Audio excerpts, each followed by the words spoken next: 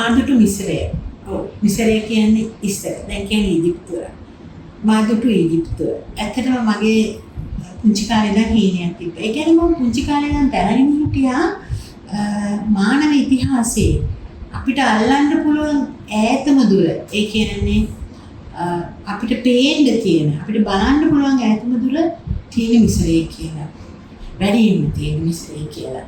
සමහර ඊට වැඩි ඈත දුර පොසිලින් හම්බෙලා තියෙනවා. ඒකට විශාල ප්‍රමාණයක් ලොකු එකතුවක්, පැහැදිලි එකතුවක්, ඒ වගේම රූපාක්ෂර වලින් ලියවුණු අතීතයක් අපිට බලන්න පුළුවන් ඊජිප්තුවේ.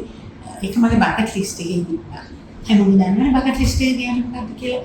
අපි ආස දේවල්, අනාගතේදී කරන්න හිතාගෙන ඉන්න දේවල් අපි හිතින් හදාගෙන දාගන්න ලිස්ට් එක. ඒකේ තිබ්බා. ඉතින් මේකෙදී මම ගොඩාක් දේවල් දැක්කා. මම ඒවා මට හැකියාවෙන් ඔයගොල්ලෝ වෙනුවෙන් වීඩියෝ කරා. මට එතනදී දැනුණා මම ගොඩාක් පුංචි වෙලා යනවා. ඒ ශිෂ්ටාචාරයත් එක්ක එදා ඒ තිබුණු ඉංජිනේරු තාක්ෂණයත් එක්ක ඒගොල්ලන්ගේ තිබුණු ආධ්‍යාත්මික විශ්වාස, එතකොට රාජ්‍ය පාලන ක්‍රම ගොඩාක් දේවල් එක්ක මම පුංචි වෙලා යනවා. මට දැනුණා මම ගොඩාක් පුංචි වුණා. ඒ මගේ පුංචි වීම මගේ හිතට ලොකු සැහැල්ලුවක් එනවා. ඒක මගේ මේ ගමනේදී විශේෂයක් වුණා. මොකද මම ගොඩක් රටවල් වල ගිහින් තියෙනවා. ඉතින් මම ඕනම රටකට ගියොත් ඒ රටේ තියෙන කෞතුකාගාරය සහ නටබුන් බලන්න යනවාමයි. මම ව්‍යාපාර වැඩ කටයුතු වලට ගියත් මම ඒවා බලන්න යනවාමයි. ඒක මගේ විනෝදාංශය සහ ආසාව. ඉතින් මේ මෙතනදී අර මම චුටි කොම්බියක් වුණා කියන එකට මම ආස වුණා. ඒ කියන්නේ මහා ශිෂ්ටාචාරයේ ඉදිරියේදී. එතකොට අපි දවස් 10ක් 11ක් විතර ගමනක් ඒක උනේ දවස් 4ක් සම්පූර්ණයෙන් නයිල් ගඟදී ලක්ෂෝ කියන නගරේ ඉඳන් අස්වාන් වලට ගියා. උදේට නවත්තනවා පෝට් එකක තොටුපළක. අපි එතනින් බස් වල නැගලා සමහරලාට පැය 3 දුර යනවා තම නටමුන් බලන්න. ඇත්තට මම ඒවා නටමුන් කියන්නේ කැමති නෑ. මොකද සමහර තනමත් ගොඩක් හොඳට තියෙනවා. සමහර මෑත කාලේදී මෑත අතීතයේ ඉදිවුණු දේවල් ගොඩක් හොඳ තත්ත්වයෙන් තියෙනවා. ඒකට ඒකට නටමුන් කියන වචනේ පාවිච්චි කරන්න මම කැමතිත් නැහැ. ඉතින් මම ඇත්තටම මට වුණා මම ආසයි ඔයගොල්ලෝ බලන්න යන්න. බලන්න වෙලා ගිහිල්ලා චුටි කුඹියක් වගේ වෙන්න. ඒක ඔයගොල්ලන්ට කොච්චර ඉතර සාහනයක් ගෙන දෙනවද කියලා තේරෙයි. මෙතනදී මට තව කියන්න ඕන දෙයක් තියෙනවා. මේ චුට්ටක් දුෂ්කර ගමනක්. ගොඩක් වයස යන්න කලින් යන්න. මොකද කකුල් දෙක දලිස්ස හොඳට ශක්තිමත් තියෙන්න ඕන මේ ගමන යද්දී. අනෙක් දේ මම දැක්ක දේ අපි ඊජිප්තුව කිව්ව ගමන් අපිට මතක් වෙන්නේ ක්ලියෝපැට්‍රා. ඒකද ඒකලන්ට මේ ක්ලියෝපැට්‍රා කියන රැජින විශේෂ දෙයක් නෙවෙයි. හොඳට මතක තියාගන්න අපි ක්ලියෝපැට්‍රා චිත්‍රපටයේ රඟපෑව එක නිලියක් එලිසබෙත් ටේලර් ඉතා සුරුපි නිලියක්. ඒතර මේගොල්ලන්ගේ රූපාක්ෂර කියවීම වලට අනුව ක්ලියෝපැට්‍රා ලස්සන කෙනෙක් නෙමෙයි, ලස්සන රජිනක් නෙමෙයි. උනට ඉතාම බුද්ධිමත් දක්ෂ දේශපාලන හැකියාවක් තිබ්බ රජිනක් හැටියට තමයි පිළිගන්නේ. අපිට තරම් ලොකු උනන්දුවක් ඒ රජින පිළිබඳව ඒගොල්ලන්ගේ විශේෂින් නැහැ. දැන් ඒගොල්ලන්ගේ අද ගත්තත් ඒගොල්ලෝ මෑත කාලේදීත් හරි පුදුම දේවල් කරන මිනිස්සු. අස්වාන් වෙලා හදන වෙලේ අඹු සිම්බල් ඒ පිළිම ටික ඒ ටෙම්පල් යට වෙන නිසා අස්වාන් ඒ ජලාශයට කෑලි කොටස් මිලියන ගණනකට වෙන් කරලා යුනෙස්කෝ එකේ ආධාර සහිතව ඒගොල්ලෝ උස්බිමක එක තැන්පත් කරා. මේ කොටස මේ අඹු සිම්බල් ඒ දේවාලය සහ ඒ පිළිම කියන්නේ අපේ සාමාන්‍ය මේ කුරුණෑගල නගරයටත් වැඩිය ලොකු කොටසක්. ඉතින් මේ කොටස සම්පූර්ණයෙන් මේගොල්ලෝ ගිහිල්ලා ඒ කාලේදීම අය කරන්නේ මෑත කාලේදී එහෙම බලද්දී ඒගොල්ලෝ අදටත් ඒගොල්ලන්ගේ හැකියාව තියෙනවා. මට එක දිනදී හිතෙනවා මේ ඊජිප්තුවේ වැසියන් කියන්නේ මිශ්‍ර. ඒ කියන්නේ ආසියාව, අප්‍රිකාව, යුරෝපය ඒ වටේ තියෙන රටවල් ගොඩක් සිරියාව, පලස්තීනය, ඊශ්‍රායලය, සෞදි අරාබිය වුම තියෙනවා. ඊට පස්සේ ප්‍රංශයට යටත් වෙලා ඉඳලා තියෙනවා. ඊළඟට එංගලන්තයේ වාසී ඇවිල්ලා මේගොල්ලෝ ගොඩක් ගනුදෙනු කරලා තියෙනවා. මමින් සොයාගන්න බව ඒගොල්ලෝ තමයි උදව් කරලා තියෙන්නේ. ඉතින් මේ ජාතීන් මිශ්‍ර වෙලා හැදිච්ච ජාතියක් තමයි දැන් ඊජිප්තු වශයෙන් හැටියට දැනුත් ඉන්නේ. ඉස්සරහට ගොඩක් මිශ්‍ර වෙලා තිනවා ග්‍රීසි හා රෝමේ එක්ක. මේ වැසියන් ඉතාම ලස්සනයි. ඉතාම කඩවසන් ඉතාම රූමත්. අදටත් ඒ වගේම බුද්ධිමත් ශක්තිමත් දක්ෂ බව පේනවා. මොකද ඊජිප්තුව කියන්නේ සම්පූර්ණයෙන්ම කාන්තාරයක්. දැන් ඒගොල්ලෝ ඉතාම වේගයෙන් දියුණු වෙගෙන යනවා. ඒගොල්ලෝ ළඟදිම තවත් ඩුබායි රටක් වෙයි. සංචාරකයන් ගලාගෙන එනවා. ඒ කියන්නේ ඩොලර් ගලාගෙන එන රටක්. අර තනිකර කාන්තාරයේ ඒගොල්ලෝ දැන් කාන්තාරයේ ඇතුළට කාන්තාරය ආක්‍රමණය කරනවා වගාවන්ගෙන් කුෂිකර්මයෙන්. ඒක උඩේන දකුණු දර්ශන හරිම ලස්සනයි. හරිම ආස හිතෙනවා. ඒගොල්ලෝ කාන්තාරයක සටන් කරලා කාන්තාරය ඇතුළට කුෂිවිම් අරන් යනවා. මම ඇත්තටම හැමතිස්සෙම මේවා ලියන්නේ කියන්නේ අපි ඒවා ආදර්ශයට ගන්න ඕන. මට වෙලාවකට හිතෙනවා අපිට තියෙන පහසුකම් වැඩි, අපේ රටේ තියෙන පහසුකම් වැඩි කොටින් අපිට සැප වැඩි. ඒ නිසා අපි කම්මැලි වෙලා අලුත් දේවල් කරන්නේ කියලා ඒගොල්ලන්ට කිසිම දෙයක් නැහැ. තියෙන්නේ අර කාන්තාරේ මැද්දෙන් ගලන නයිල් ගඟ විතරයි. ඒකත් කලක් ඒගොල්ලන්ට හරි කරදරයක් කියලා තිබ්බ ගමු අපිට. දැන් ඒකත් හොඳට කන්ට්‍රෝල් කරලා ඒ නයිල් ගඟෙන් උපරිම ප්‍රයෝජන ගන්නවා. කුෂිකාර්මාන්තයට සහ සංචාරයට ඒ වගේම ජල විදුලිය හදන හැම දෙයකම උපරිම ප්‍රයෝජන අරගෙන බොහොම වේගයෙන් දියුණුව කරා මම කියන්නේ යනවා කියන එකේ මම ඒක බලන්නේ මිනිස්සුන්ට පහසුවෙන් සෞඛ්‍ය අධ්‍යාපනය ලබා ගැනීමේ තත්ත්වය මූලික අවශ්‍යතා ලබා ගැනීමේ තත්ත්වයට ඒගොල්ලෝ වේගයෙන් ගමන් කරනවා. ඒ වගේම මට දැනගන්න ලැබුණා ඒකේ ඉහළ මධ්‍යම පාන්තික පවුල් සංඛ්‍යාව වැඩි වෙමින් පවතිනවා. ඉහළ මධ්‍යම පාන්තික පවුල් සංඛ්‍යාව පොපියුලේෂන් එකේ ජනගහනය වැඩි වෙනවා කියන්නේ බොහොම හොඳ දෙයක්. එතකොට ඒගොල්ලෝගේ ජීවිත සැපවත්ව සැනසීමෙන් ගත කිරීමට අවශ්‍ය මුදල් ප්‍රමාණය පහසුකම් ප්‍රමාණය ඒගොල්ලෝ ආයත් කරගන්නවා. මම ප්‍රාර්ථනා කරනවා අපේ රටට ඉක්මනට ඒ අවස්ථාව ලැබෙන්න කියලා. මගේ මේ ඊජිප්තු ගමන ගැන ඔයගොල්ලෝ හැමෝම ලොකු උනන්දුවක් එක්කව ඒකයි මම නියමත් කතා කරන්නේ. ඒකට ඒ උනන්දුව මට ධෛර්යයක් වුණා තවත් රටකට ගිහිල්ලා තාත් විස්තර හොයාගන්න. ගොඩක් ස්තුතියි.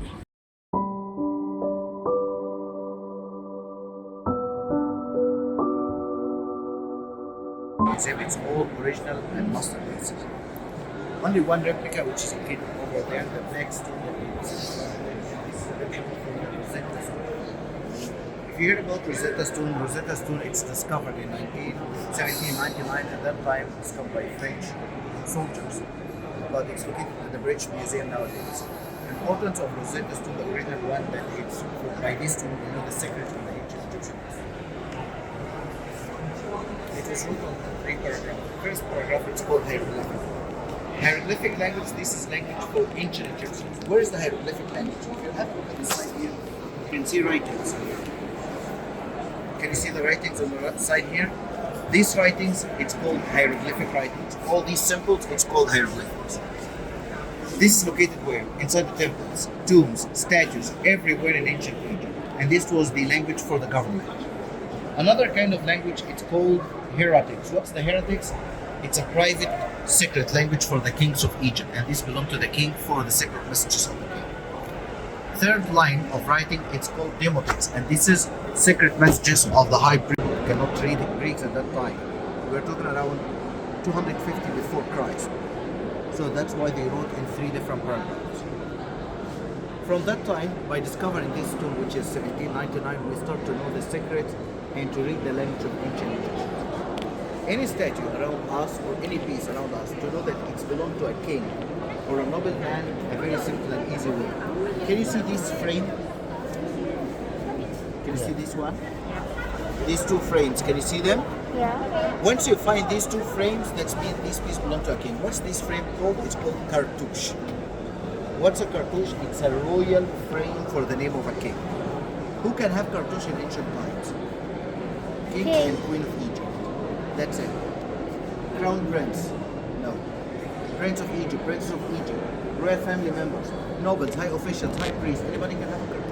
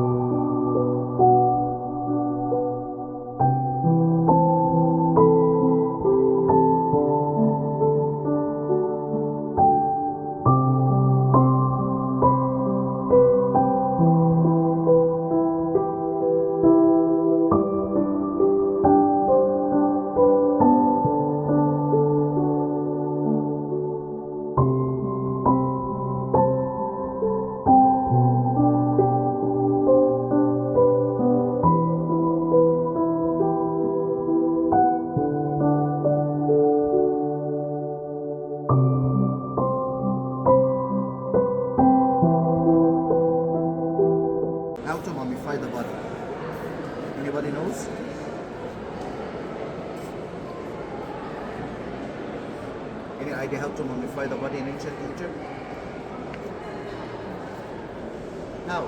Take the heart out and all the intestines. Closer, but not the heart. So, who wanted to be a mummy model? Who want to be a mummy model? Please say hi to our mummy model here. Now, how to mummify the body? Mummification process starts directly after death of the person. So when the person died, this body is including lots of liquids and blood. And the liquid and blood, it can make damage to the mummy. So first thing, we need to make this body dry from any kind of liquids.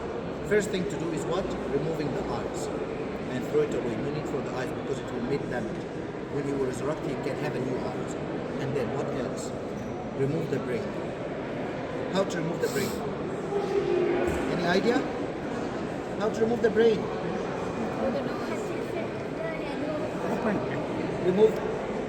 Open the skeleton and take the brain out? No.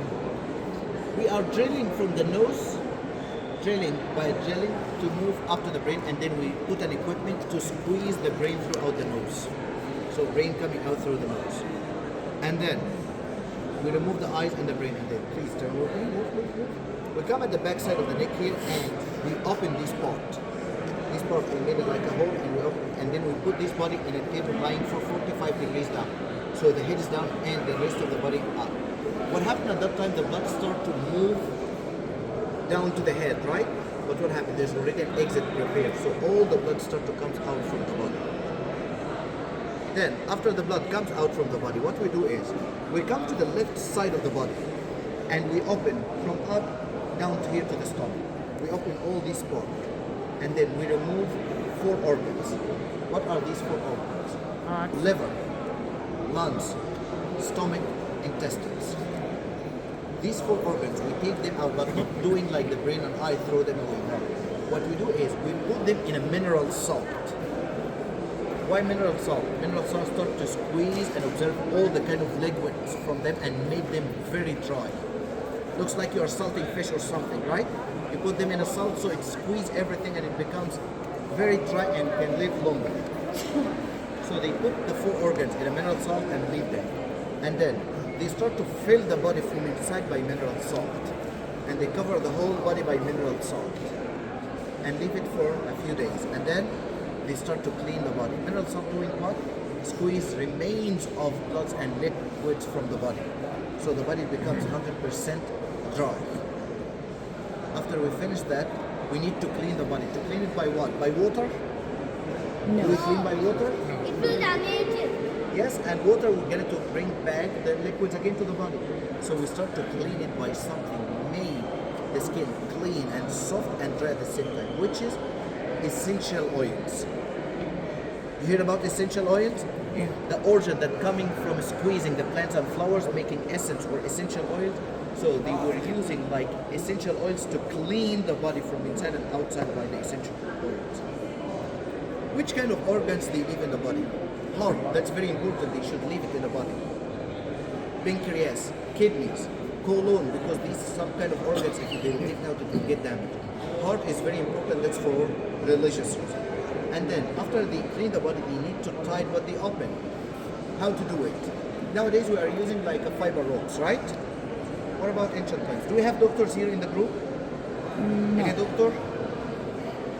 Do you hear about the term of catgut? Anybody hear about the term of catgut? What's the catgut, sir? That is, even now they're using for stitching. Yes, we're using for stitching. We used to use it like in a metal. Nowadays, we are using the fiber ones, right? Fiber ones leave marks and stitch marks on the body, right? Catgut, it's a kind that it's natural, so after a while, it will be gone and never leave any stretch marks on the body. But because of animals' rights, we stop using the cat's intestines nowadays. So they tied what they open, and then what happened? Can you turn for 3 times around yourself now? Yes. 1 more, 2, last one. Don't get dizzy. That's it. Are you dizzy? Make it 5 more times to get dizzy. So, why make here to move around? This is, they were wrapping the body by linen. You remember the cocoon? Cocoon is like, and start the cocoon to do what? Wrapping itself by strings, right? Same thing. So we wrap the body, the whole body, we wrap it by linen. But what's the mummified position? Please put your bag on the ground. Now, your left arm, it's on the chest, the right one. This is the mummified. And close your legs to each other, please. That's a mummified position. We wrap the whole body by linen, and then that's it. That's the last thing? No. If we keep it like this way, wrap body means we are sending her to hell. We already kept the heart in the body, right? For Judgment Day. So this lady on the Judgment Day, she need to defend herself. The judges were going to ask her, so she need to answer. But just imagine the whole body is wrapped by linen. So the mouth is, he is the one to come to do what? To have an equipment and open the layers of linen from the mouth. To open the mouth ceremony. We call it opening mouth ceremony. So the firstborn is opening the mouth. For what? To give a chance for mother or father to defend themselves on the Judgment Day, and also to take what we call it like a Holy Spirit from them, that he becomes like a leader of the family after that. And then after we wrap the body and open the mouth, we put it in a coffin. This coffin could be made out of gold, pure solid gold, could be made out of wood or any material, and it could be sometimes like layers inside each other, till the last layer always is what? Stone sarcophagus. Why stone sarcophagus? To give extra protection to the body. Because to protect the body is very important, because they believe that they're going to use the same body again one more time. Losing the body means you lost your eternity. Thank you so much. King, and then she married her brother to be a king, because he becomes a king of Egypt. So she married him, and then what happened? She got from him a girl, not a boy. And then the husband and brother, he married from a local Egyptian lady, and he got from her a boy. And then he died. And the boy, he was only like 3 months old. Who should be the king? The baby, but the baby will not rule. Who will rule? The high priest. Her dream is what? To be a king of Egypt, not a queen of Egypt. So, this lady, what she did, she took two things. She took treasures in hand and a sword in the other hand. And she went to the priest. And she says, make your decision. Choose what you like. So the priest, they knew that this girl, she is very strong and wild and powerful. So what they choose? The sword or treasures? Treasures. Sword means they're gonna to fight her and they're gonna to lose. So they accept the treasures and gift that she's gonna to give them. And then they created a story that to say that she is daughter of God Im. Because Egyptian will not accept for a lady to rule them. So they create the story to say that she is daughter of God Im. And then she becomes a king of Egypt, not a queen of Egypt. So she starts to represent herself as what? A male statue. All her statues as a male looks represented as a male. And she becomes King Hatshepsut, not a Queen Hatshepsut. This lady, she ruled Egypt for 22 years. At that time, Phoenicians, Ashurites, Amorites, Assyrians, Babylonians, when they hear that Egypt ruled by a lady, what happened? They all came to invade Egypt. What she did, she succeeded to get the heads of all these kings and put it at the gates of Egypt. She was very smart, strong, powerful, wild one, and we're going to visit her temple in Luxor city, Hatshepsut or Deir al-Bahari on the West Bank. She ruled Egypt for 22 years. During that time, she prepared that stepson to be a wild king. And French people, they call the stepson of Hatshepsut, which his name is Tutmosis III, Napoleon of Egypt. He made 18 campaigns, successful campaigns, he never lost. Much better than Napoleon. Napoleon, for a part, he lost here in Egypt. But this Tutmosis III, which is a stepson of Hatshepsut, who ruled after her, what he did, he made 18 campaigns, successful campaigns, he never lost.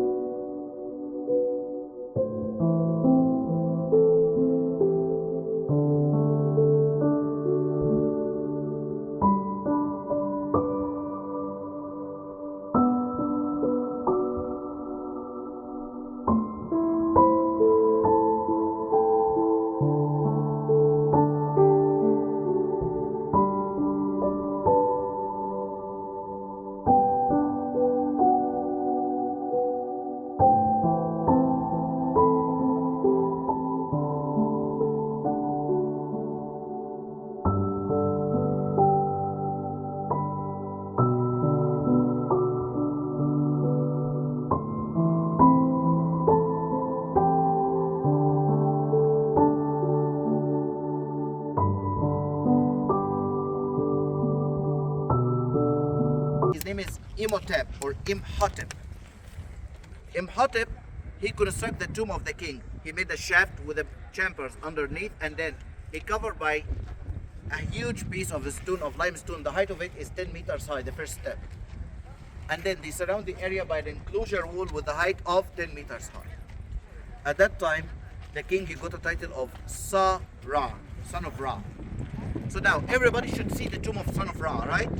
But just imagine that the tomb and the wall, they are same height. Can you see the tomb? So what he did, he added 2 more layers, 2 more steps above them to be like 3 steps, each step 10 meters high, to be total 30 meters high. And then what he did, he added 3 more steps above to be in total in front of you 6 steps, each step 10 meters high. And this happened 3300 before Christ, which means 5,300 years ago, and recorded by National Geographic, the first structure made by stone on earth. Before, people used to make bricks or mud bricks, but as a stone structure, this is the first one on earth. And this becomes what? The tomb for the king. So in this life is a tomb. What about in the afterlife? It will be what? Palace of the king. Is the pyramid is hollow from inside or solid? It's a solid structure. And small room. It's a solid structure, but what happened? They used to make like passages in between or passages underground. This is the first one, so the passage is underground. Another pyramid, the pyramid that you will enter, the passage is underground. The pyramid, you're going under the pyramid and everything is solid above you. So the whole pyramid is solid structure. So in ancient times when they made pyramids, total number of pyramids, as I told you, 145 pyramids. All of them, they are solid structure. Ancient Egyptians, they find some kind of chemicals to make a technique of what? These chemicals, they added in between the blocks to do what? Squeezing the air. To be no air in between the blocks. Nowadays, when earthquakes happen, our damage, right? That cement, even cement, cannot squeezing the air between and cannot stuck the air. So what happened? There's air bubbles in between the blocks, right? So with the shaking, what happened? This air start to move, so start to make cracks. But have a look to the solid mountains, like a granite mountain or limestone mountain or sand mountains. What happened with an earthquake? The mountain is still standing, right? Only like the outside parts could fall down, but I'm talking about the body of the mountain never collapse, right? No cracks happen. Why? Because there's no air in between. So ancient Egyptians, they discovered some kind of chemicals they added, but we know nothing about it nowadays, to put in between the blocks while working, and these chemicals doing what?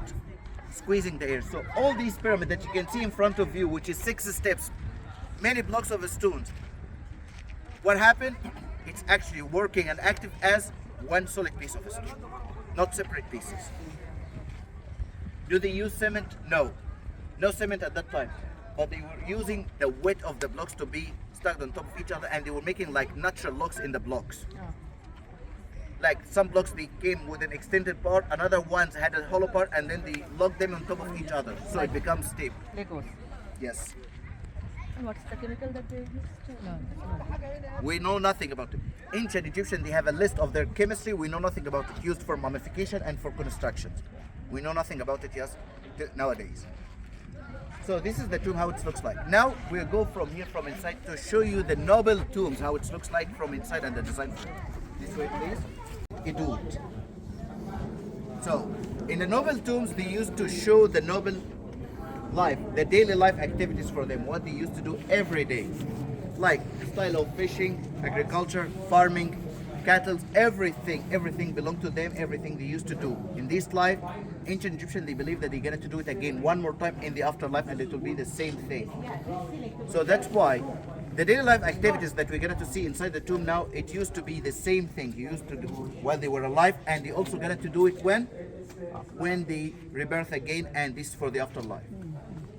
So some scenes we're going to see for fishing, the fishes of the night, the daily life activities for farming, for harvesting the equipment, and also for collecting the taxes. As a rich person, he had lots of lands, lots of things, right?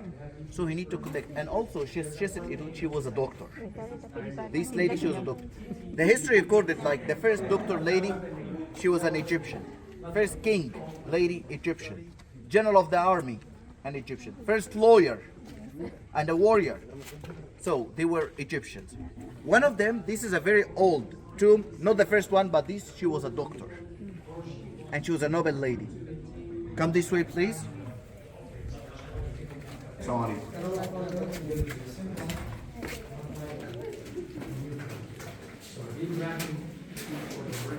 Don't touch. Statue. What he did, that's it. So please, nobody touch the wounds.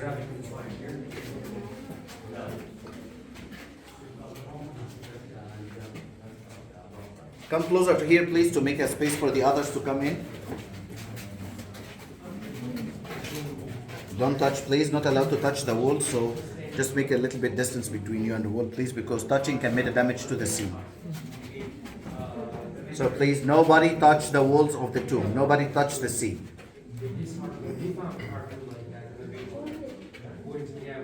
Come a little bit closer to this side. Just a little bit more. Make a space for it. No touching for the walls, please, because touching can make a damage to the scene. The first thing you can see here in the tomb, you can see some boats on the Nile, and the boats it used to made out of papyrus reeds. Papyrus and wood. It used to be the boats made out of papyrus, and then you can see the style of fishing. What's in the Nile? In ancient time, it used to have hippos here in the Nile. Crocodiles, so you can see the hippos, crocodiles. Some kind of weird fishes. Nowadays we don't have it, but we still have some of them. Like the most famous one is the Nile tilapia. Here, this one, we still have it till today. But most of the others, we don't have them anymore nowadays.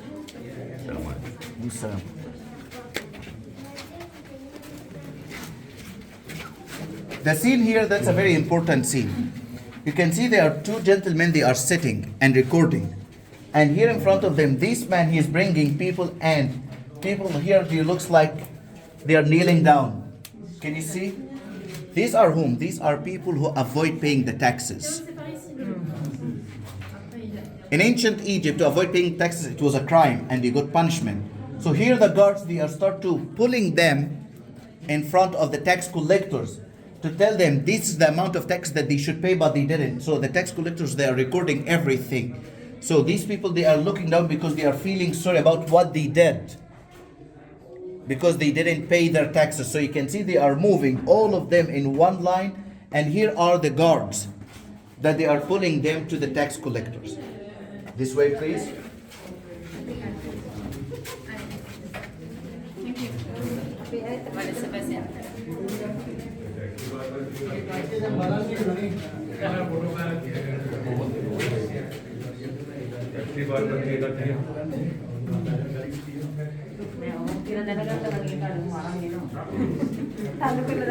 We have ladies from the tax department here. In Sri Lanka.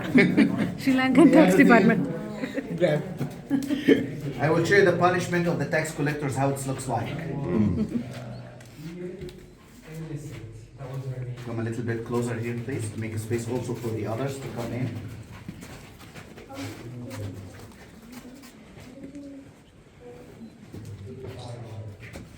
So, now the tax collectors, they were pulling the people to force them to announce about their taxes and pay the taxes. Now, it's time to see people who didn't pay the taxes. Can you see the tax collectors are sitting again one more time? And have a look to the guards, they are having sticks and they start to punch the people who didn't pay the taxes and slapping them. Can you see it? So they are punching them. That's because they didn't pay the taxes and they are holding sticks on their hands. Then, that's a nice fishing scene, an important scene in ancient Egypt daily life activities. I told you people were living in the east side, right? So they used every day to cross the Nile to the west bank for farming and agriculture and bring the cows and buffaloes to the grass. Can you make the cows leave the grass? If the cows in a grass area, can you make the cows leave it? No, they refuse it. So what happened? Normally they start to do what? A very simple, easy technique. The farmers, they start to pull the calf, the baby. They pull it and start move with it. And then what happened? The mother will start to running behind it. When the mother moved, the male will get to follow, and then the rest they are following the male. But here, what happened is, you can see the boats, people here in the front, they were pulling it and make it move on the water, but what happened? The one behind, the other boat behind, is showing them there is a danger down there in the Nile. He's telling him, attention, look, because he's waving down to the Nile. He says, attention, pull the baby out of the water because there is a danger down in the water. What's the danger down? The crocodile here is waiting to take and eat this baby. So that's why, have a look to this girl. What he's doing, he starts to pull the baby calf out of the water. And the mother here, she's screaming because she feels and senses the danger. That's why they pull the calf out, and then all of them, they are following and moving. And then you can see this is the net for fishing, and then you can see hippos. Now, if there's a battle and a fight between crocodile and hippo, which one gonna win? Hippo or crocodile? Hippo. Why? They have stronger jaws. Stronger. The point is, National Geographic show a complete fight between a hippo and crocodile, and that's what happened. Crocodiles never attack a hippo. Crocodile always trying to find a chance for a baby hippo. And the baby hippo always with whom? With the mom. So here, two males, they were fighting, and the mom, she felt that a big crocodile coming to attack the baby, that's why she's screaming. If a battle between a hippo and crocodile, what happened? Hippos, they have two big teeth and strong teeth, so they put it inside the stomach of the crocodile and lift it up. Back of the crocodile, it's very hard and strong. Even knife cannot go through it. But the stomach is the soft part. So by putting these two teeth in the stomach and lift it up means he start to cutting the stomach and the intestines. Because hippo don't eat meat, so what happened? It wanted to throw the crocodiles away, but don't know how to do it and don't know how to eat it. So what happened? To throw it, it start to shaking the head very strongly, right and left. By this way, the two teeth, they are cutting all the intestines of the crocodile from inside until throw the crocodile away, and that hippo wins. So that's why always crocodile never attack an adult hippo. Attack which? A baby. And you can see the mother, she's always with the baby, but the crocodile always waiting for a chance. And you can see the fishing with a harpoon, and they are using different techniques of fishing. You can see it here. And this is a kind of a very ancient lizard. Can you see it? So these are the daily life activities, and everything happened in daily life of to sacrifice goats, cows, and everything. It wasn't by hanging. It was by what? Slaughtering. Nowadays, there is a way that it's called halal food. Halal, it's not like electric shock, and it's not cutting the head, it's slaughtering. What happened? Some people, they thought that it's an Islamic one. No, it's not Islamic. It's a health one. How is that? Look at the wild animals. When the wild animals attack, do they cut the whole head? No, they are just biting the front part, right? And leave it for a while until all the blood comes out, and then they start to eat the meat. With an electric shock or hanging, what happened? The blood stuck inside the body. And the blood start to make an affection, a bad affection with the meat and mix with the meat, so it's made a bacteria, and it's a bad kind of bacteria. So this is what we call it the halal slaughtering. So ancient Egyptians, they used to do what? The slaughtering also by the same way of wild animals. So they are slaughtering, and then after the blood comes out, they start to cutting. And the most precious part for them is what? The leg. Behind you, can you see it? And then this kind of gate that you can see here, these people call it false gate. It's not a false gate, but this is a real gate, but for whom? Not for humans. This is a gate of the spirit. Ancient Egyptian, if you still remember, seemed like the cocoon. Wrapped here and then die, and then it will resurrect and go out from the shrink. So it comes out from these gates, like the spirit comes out from these gates. So these are the gate. This is the gate of the spirit. So this is the same idea. So that's why it's called the gate, false gate, but it's a spirit gate, and it's located deep inside, beside the mummy of the dead person. The mummy used to be here. So, The first way to make a tomb for ancient Egyptian, it was just a normal buried underneath. But the jackals comes to search for the mummy. By losing the mummy means lose the eternity. The spirit will get lost. So what happened? They start to make a deep shaft underneath, and they filled. They made the rooms underground, and then they filled the shaft by sand, and then they keep it covered. And then the idea upgraded with the time of King Zoser or Jesser. You can see if you count from the side here, the 6 steps. Can you see them? There's some damage happening in the front, and we are restoring the pyramid. But you can see from the side, you can see the 6 steps. After this pyramid, we have another one, which is, looks like it was a shape of pyramid, but not a perfect shape of pyramid. That they made it from sand and rocks, and then they cover by layers of limestone. You can see the remainder of the layers of limestone as a cover. And then some others, like this over there, this is a pyramid also. So they keep upgrading until a king, his name is Senefru. The two pyramids side by side in the shade, the far two, can you see them? One is perfect, other one is bent. Can you see it? Straight ahead this way. The bent one to the left, that's the one that they learn mistakes from, and then they fix the mistakes to be the first complete pyramid shape. And this is the first complete pyramid shape, perfect shape of pyramid. Not the first one. First one is here. But the first perfect shape is that one, and it's called the red pyramid. The idea that he didn't made it from limestone. He made it from sandstone. That's why we called it red pyramid, because the stones is sand. And then, son of this king, when he decided to construct a bigger, higher pyramid, what he did? Did he build it beside his father? No, that's not a good sign. If you decided to build your tomb bigger than your father beside him, that means a bad way of respect. So what he did, he moved for around 45 to 50 kilometers distance, heading to the south, straight ahead this way, until he constructed the greatest, biggest pyramid on earth, which is the Pyramid of Giza, which is counted as one of the 7 wonders of the world. The one that we're going to see later today.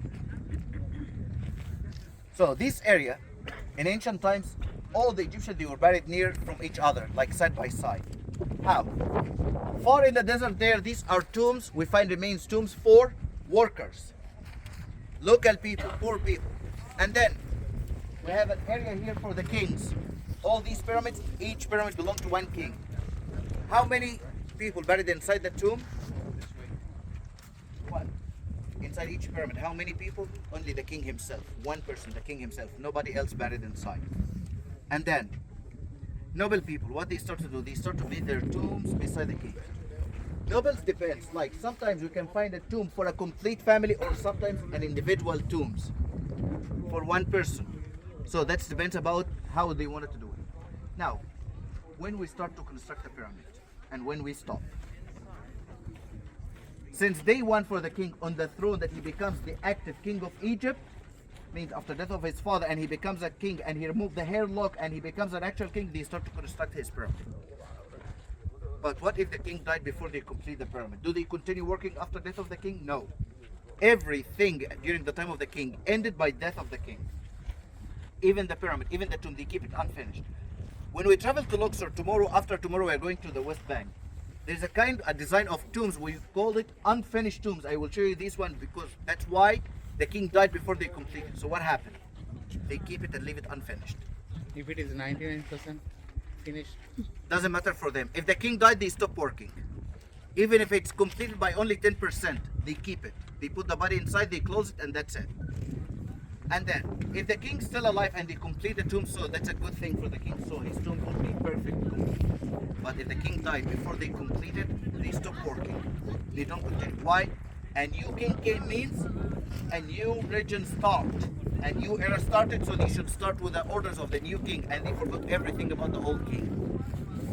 Even if people are in jail and they got punishments like death or whatever, what happened to them? They become free with the new king.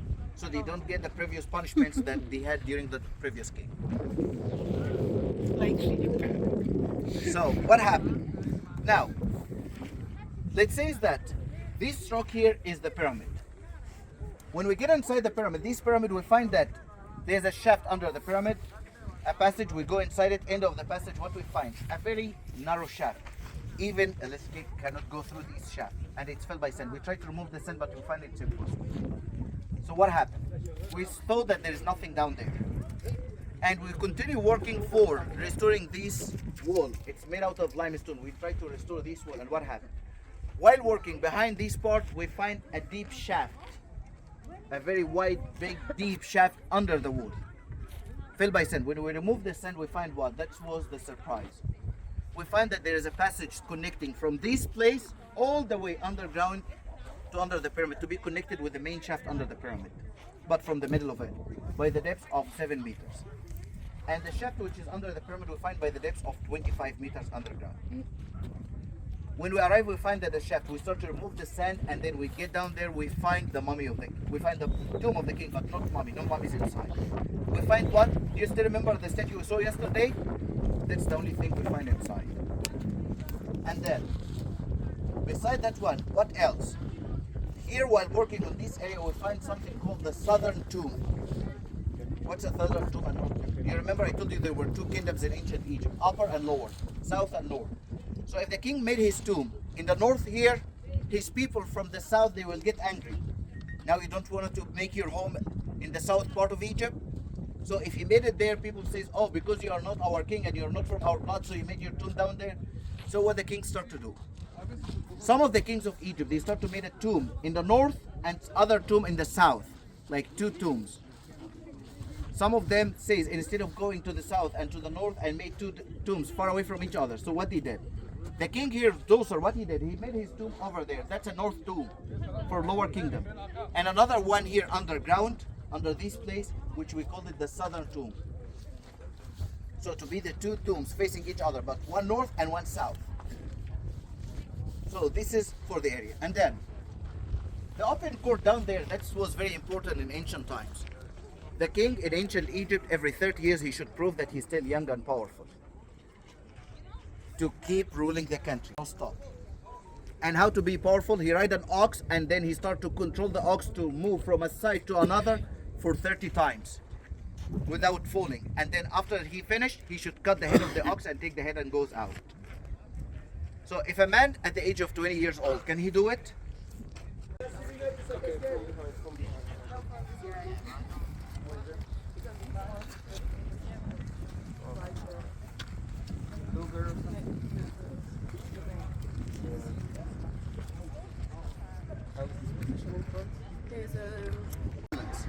Keep them up. Now, if you put a heavy weight here, what will happen? And that is what? They have a block here, so they hold the block. And then, in the other side, they have another one heavier, in a higher place. So what will happen to the heavier one? It starts to go down, right? And what about the lighter one? Go up. And then, during that time, when it's going up, what the workers do? Do they carry? No. It's already carried by the ropes and everything, so they start just only to push. Pushing by a very simple and easy way.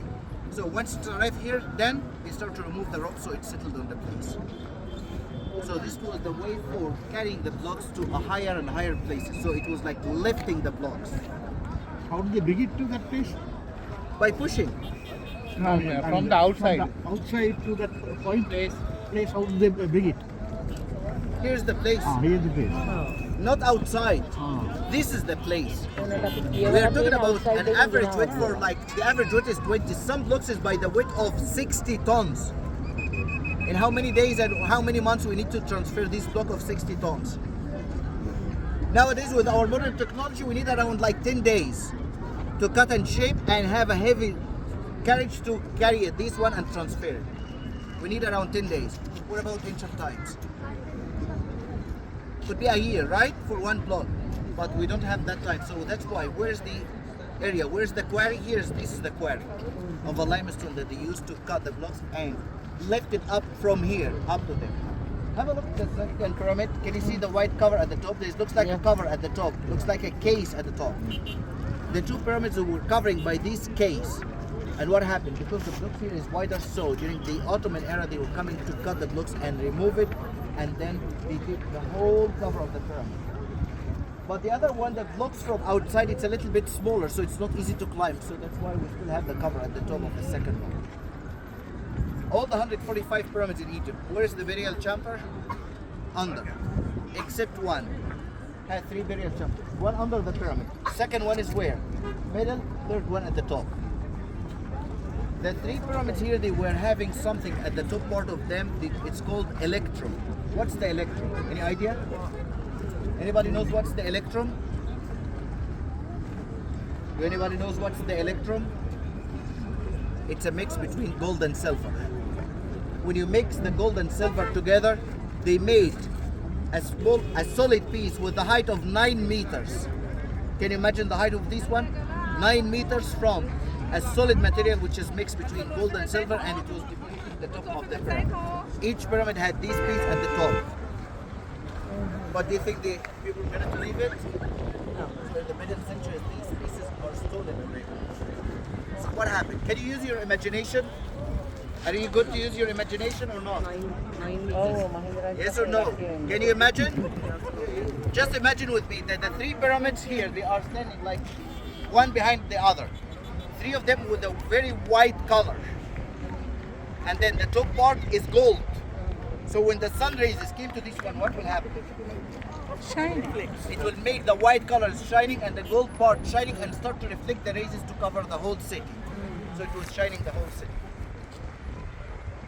This is still when some Arab historians, they say on the 14th century, last recording to see the gold and the white color of the pyramid, 14th century. One of the Arab historian, he says, when I comes to Egypt early in the morning, I was get blind because of the strong rays that reflected in our eyes. When we keep looking, we find that it came and reflected from the highest point on earth, from the pyramid. Highest point, so have a look. In this highest point, we're almost the same level, right?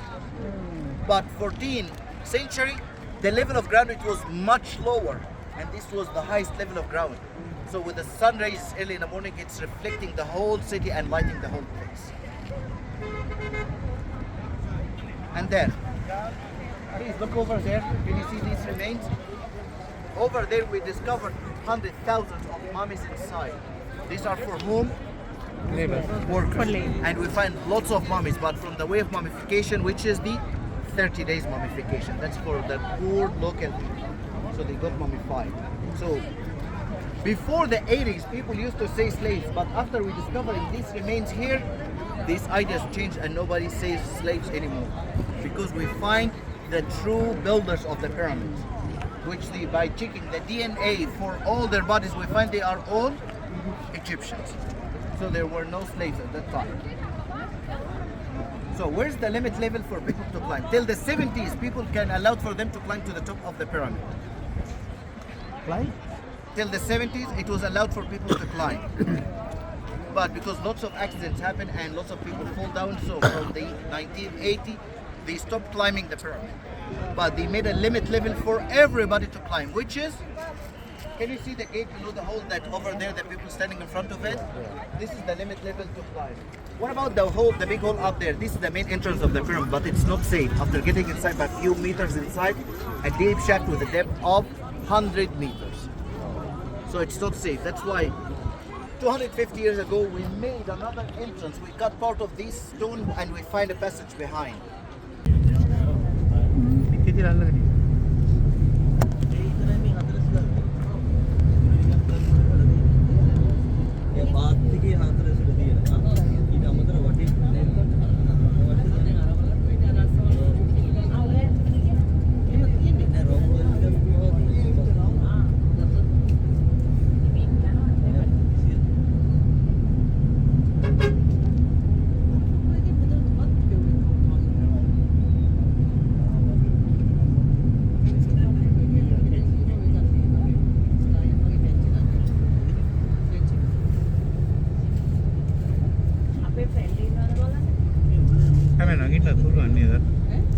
ඉස්සර නගින්න දුන්නලු ණය teen 70 ගණන් වෙනකන් ඊට මිනිස්සු ඇට්ටිලා තුවාල වුණාලු ඊට පස්සේ මම මේ තියෙන අර ෆොටෝග්‍රාෆ් එක ගන්න අර පිරමීඩ් එක අල්ලගෙන වගේ අර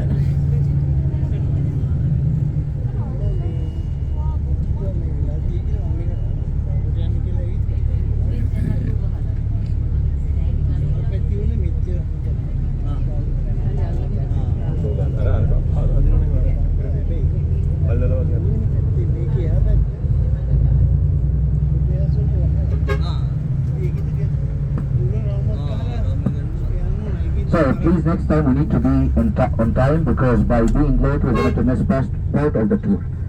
And everything here, as I told you, in Egypt closed by 4 o'clock. All the sightseeing closed by 4 o'clock.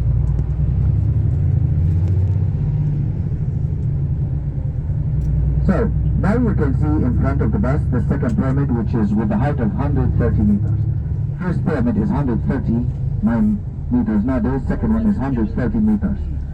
Second one, special but still has the cover of the pyramid at the top. Number of blocks used to construct the second pyramid, 1.9 million blocks of stones. Average weight is 14 tons, 40 tons for each single block. Left side you can see 2 small tiny pyramids. The third one is beside them, but it's unfinished one.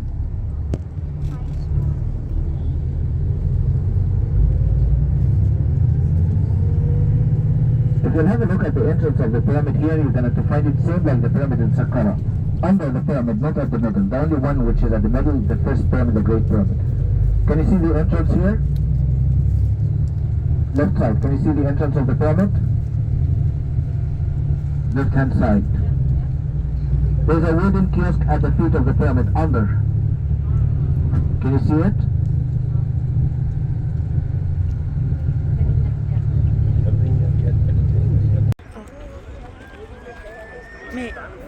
world famous Gizahi pyramids තුන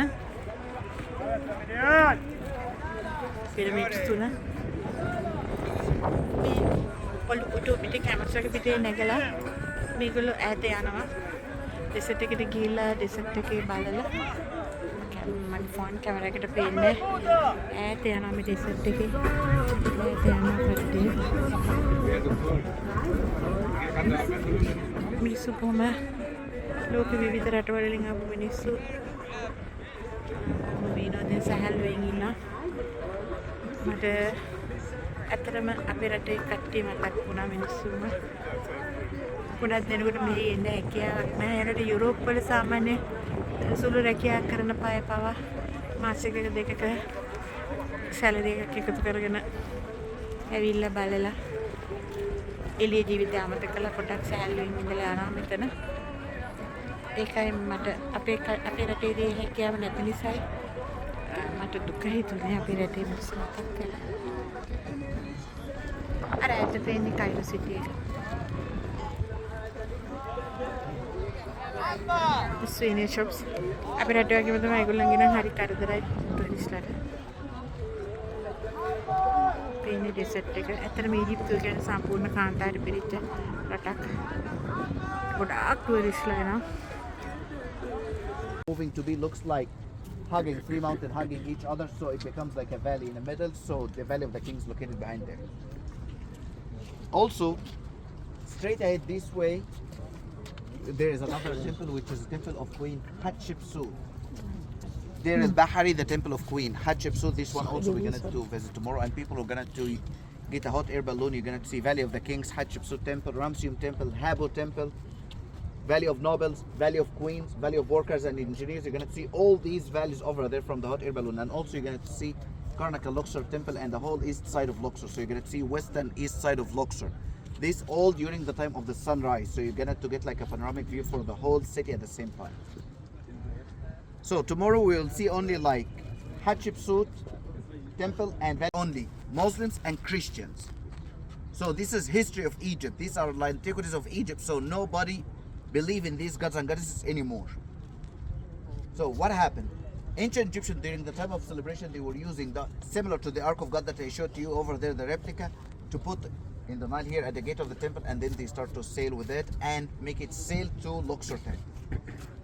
These blocks that you can see here, from where they brought it, they start to brought it from over there, from the mountain.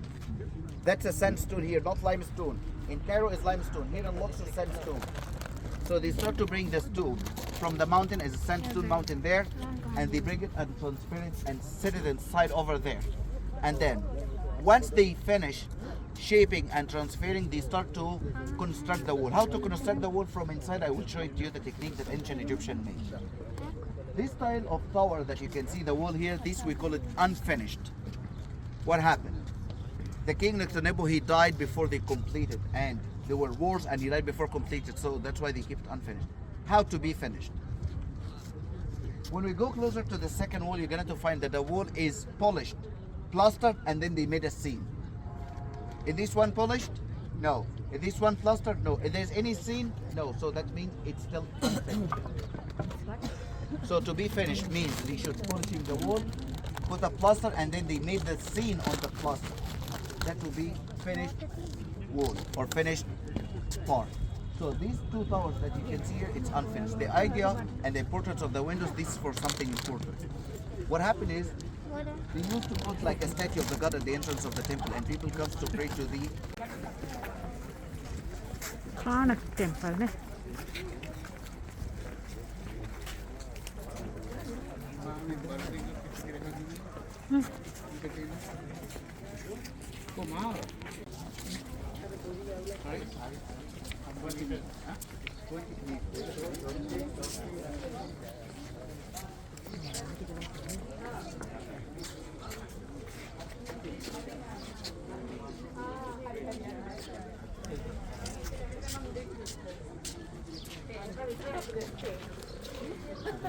take photograph. Eu já tô. Eu converso.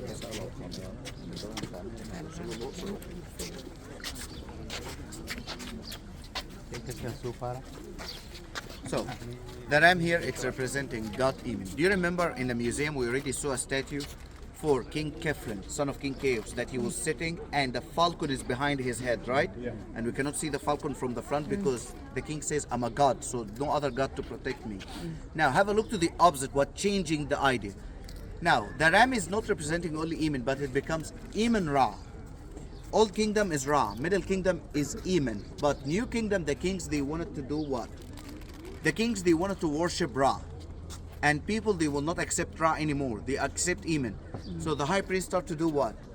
They says Emin and Ra unified together to be Emin Ra or Amun Ra.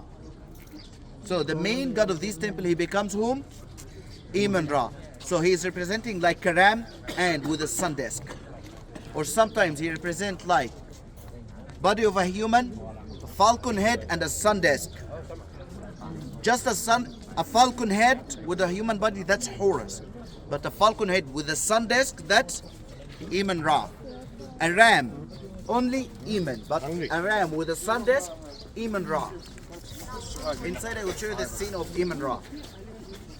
So now we can see the difference. The kings, now they don't say that they are gods or sons of God. They start to be what? Humans. That's why you can see, have a look to the figure of the king. Small, tiny one under the head. And the body of the god is much bigger, means he is under a full protection of God. But in the old kingdom, he used to say that I'm the one who protects, so no other god's protecting me. And the god is small behind him. So can you see the difference, belief between the old kingdom and the new kingdom? So it's changed. Now, we're going to go to enter the temple this way, please.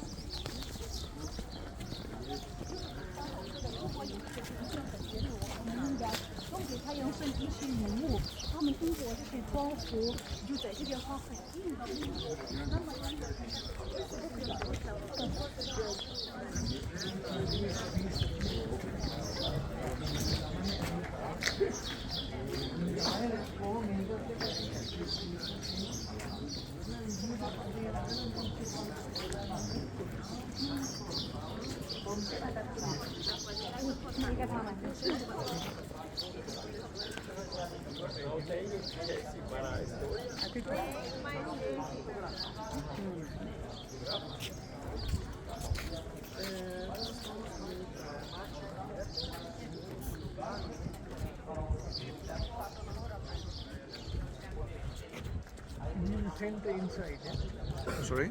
center of the place. Not center, no, the center is still deep inside. That's the beginning only.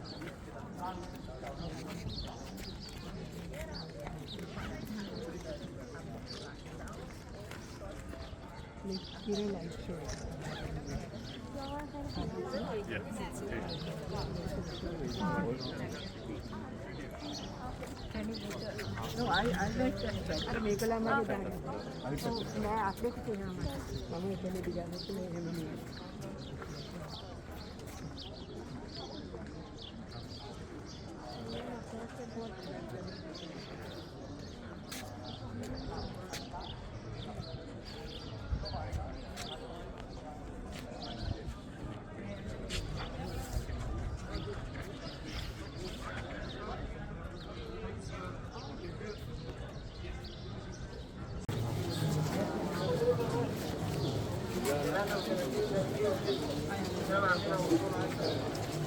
So high. Balls up.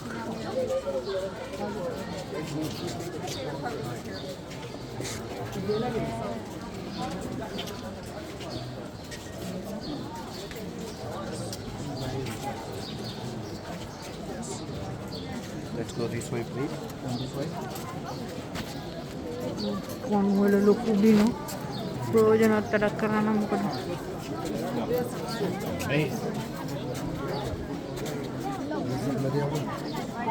School ළමයි. School එකෙන් ඇවිල්ලා බබ්බල. Hello, hi. What's your name? Samudrika. I'm Brian. Hello. Nice to meet you. Hi. Bye. What's your name? Set එකක් ලැබිලා වයස. School එකකින් කියලා. මේකේ colourful මේ. මේකේ කලර්ස් තාම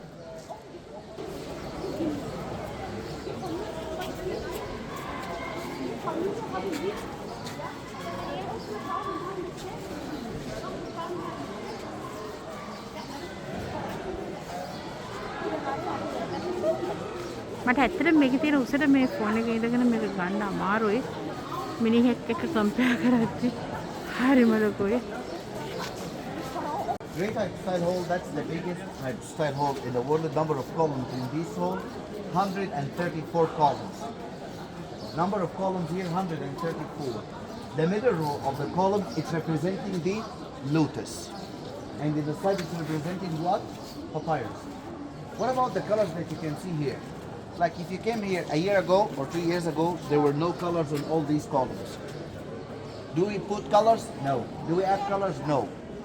What happened is, by time dust start to come to make layers and stuck layers on the top of the original colors. And it covered the colors. So nowadays we discovered and we had a new technique and a new technology for, we have an equipment for a percent of air that can pushing like a percent of air that not very strong to destroy, but it had like a standard percentage for removing this dust, and we have a special brushes to work with. The price of one brush is how much? 10,000 US. The brush is 10,000 US. So it's very expensive for working and cleaning, but you can see over there they are working over there and they are cleaning the dust and removing the dust to bring the real color. Same what happened to these columns here. Excuse me. There is a name Gordon 1828. What's the meaning of it? That's a graffiti for somebody who came at that time and he put his name or the first 2 letters of his name and the time that to come to visit the temple. Some people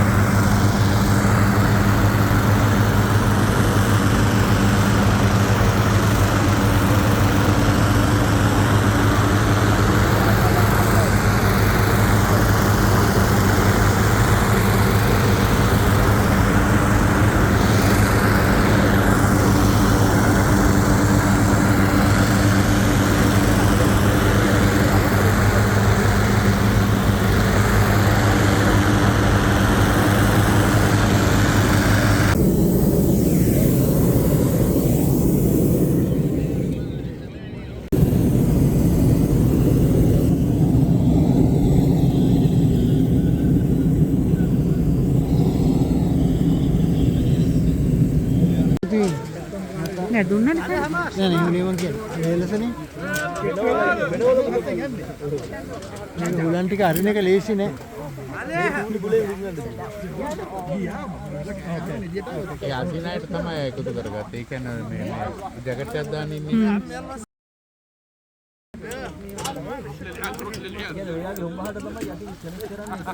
ඒක අර මාළු ඇතිල්ල වගේ තමයි. So just imagine, there's a mountain. To make a tomb in a mountain means you need to dig in a mountain. So it looks like you are digging a cave, right? So first step, group of workers, the first group of workers, they comes to work to dig caves in a mountain. But easily for these people to know the direction of the tombs, right? So what the ancient Egyptians they did in the New Kingdom, they were covering the eyes of these workers. Once they leave home, and then they get a boat to cross the Nile, and they come all this way here on a chariots to transfer them to the place, and once they arrive to a working place, they remove the cover and start work. So they don't know the direction and they don't know the way where to go or from where is the entrance and exit and anything.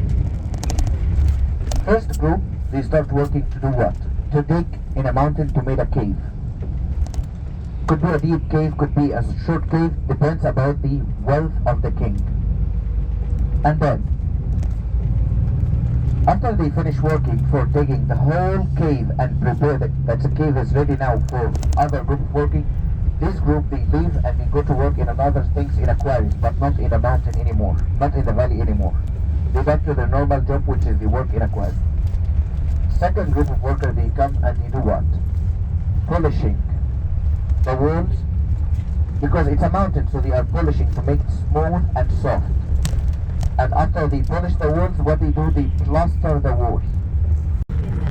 What's your name?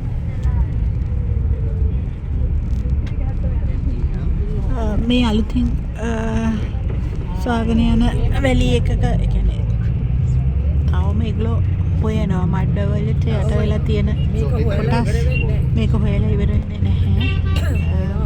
හොයනවා අර ඈත පේනවා ඇති මං හිතන්නේ කඳු ඇස්සෙත් තියෙනවා රුයින්ස් නටබුන් මේ ළඟදී හම්බුනානේද අර මේ අවුරුදු 6 ඔව් 6000 ඇතර පරණ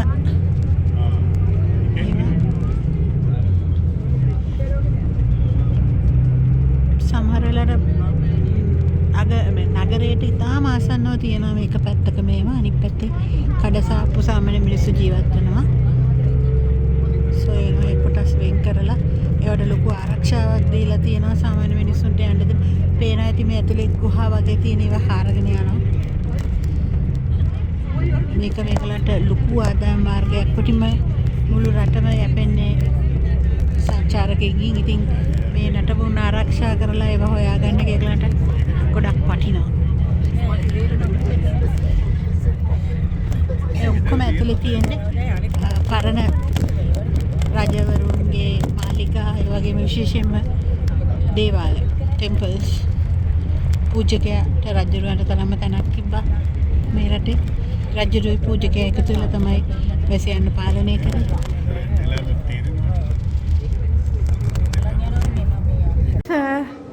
නාමයේගේ ටූම්බ එකනේ මේක.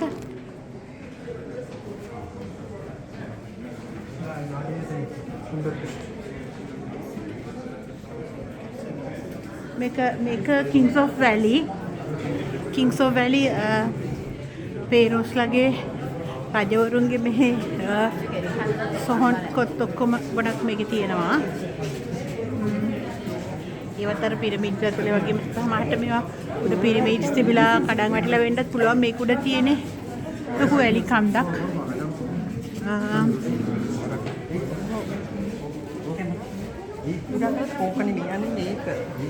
මේක රම්සිස් 9 නේ. මේ ආගේක පාන්පෝද යන්නේ.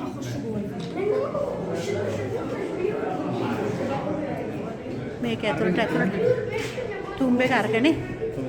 අතන තමයි මමී එකනේ. මමී එක අත there. in the Cairo. Yeah. Buzi. Ramses 9. Yes. Yes. And there's the two way there. Yeah, here.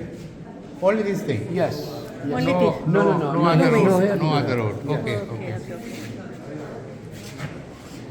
මේ බී කෙනෙක් නේද? පික්චර්ස් මේ ඉරම එක මේ ඊළඟාත්මේදී ඒගොල්ලන්ට ඒ සතු හම්බෙන්න කියලා වගේ විශ් කරන්න.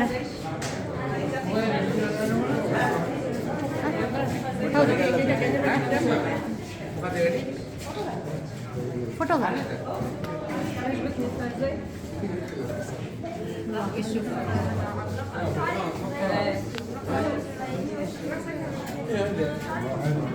එක එක විදිහේ සත්තු එක එක විදිහේ උපකරණ සේවිකාවන්ගේ රූප කුමාරියෝලා ඒගලන්ට අදිතුමාට එනාත්මට යද්දි අවශ්‍ය වෙන ඒවා අරයි යන්නේ නෑ. සෝරි.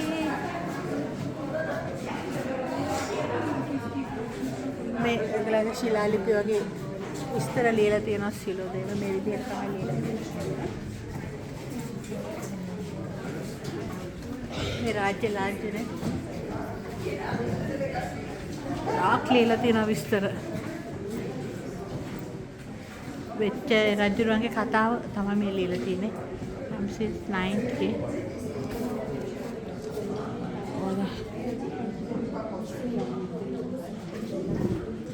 මේවත් පොයලා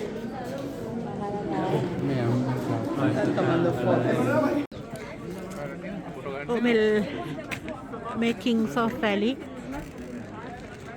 මෙතනින් එහා ආදන එහා පැත්තේ තිබේ රැම්සීස් එක කිංස් ඔෆ් වැලි රැම්සීස් 2ගේ tomb එක මේ තව tomb එකක් මෙතන මේ අර මං ගිහිල්ලා ආපු රැම්සිස් 9 රජතුමාගේ tomb එක මේ තියෙන ටූටන් කාමන්ගේ tomb එක ඔය නිකන් පඩි වගේ හදලා තියෙන ඇතුළට යන්න tomb එක ඇතුළට කොටින්ම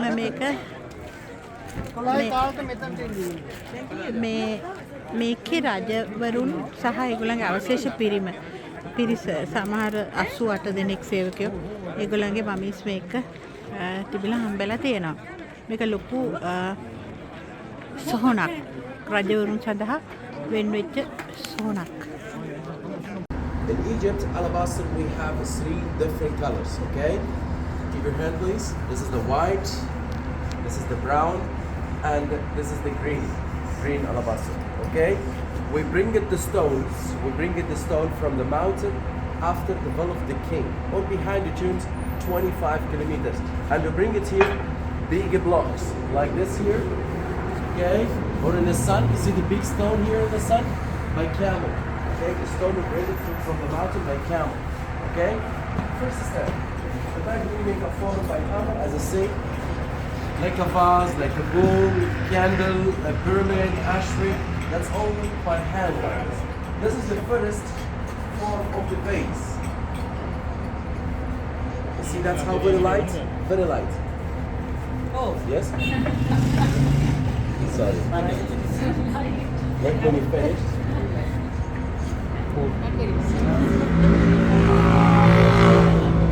After that, when you have the hole inside like that.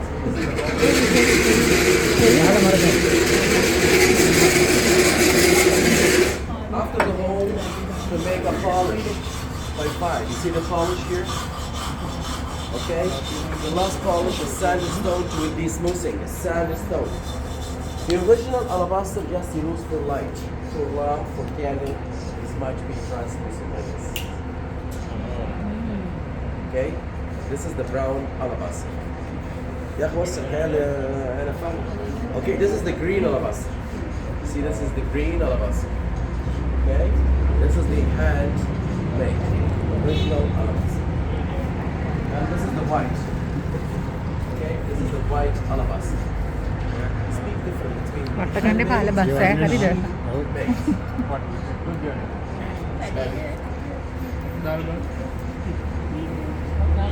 Okay? Excuse me please. This is like when you see the people in the street. 3 pieces, 500, 600, $1, $5. Original stone. This is not original stone. It's a fake. This is not කැඩුවා නේද? That's resin. Okay, resin. Not good. Not good. It's like when you see the people in the street. Everything here is by handmade, manual carving, the original limestone pieces. This is the original limestone. Okay, after that, when you finish, to make a nice painting. The color exactly like in the tombs if you want to paint color. Okay, everything here is by handmade. The small, the key of life, the scarab, all that's original of us. Thanks for listening. Come with me inside, please. Inside, මොකද?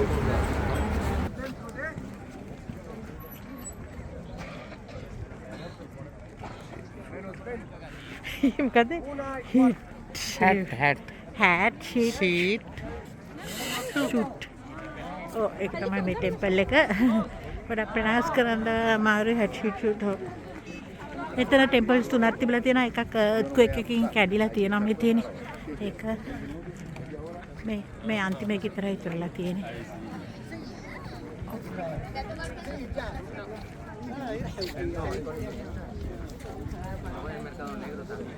මම දිගට මල්ලගෙන යන්න.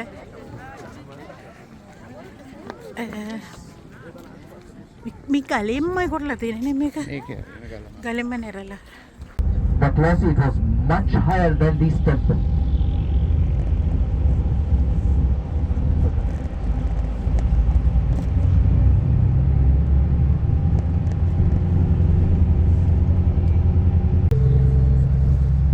All these statues that you can see, we found it at this place, and it was inside the temple. And now we are closer to the two colossi. The two colossi, the one which is located on the left side, which is inside, this is the one that is separate pieces, and if you'll have a look to the body, you'll see it's separate pieces. The one which is located right side, you're going to see that it's one solid piece of a stone. And just imagine this is not the colossi, no, not these two, the coming two. Now, left side, look at the left side, you can see the two colossi. Can you see them? Can you see the size of these two colossi? Just imagine that the walls of the temple, it was much higher than this.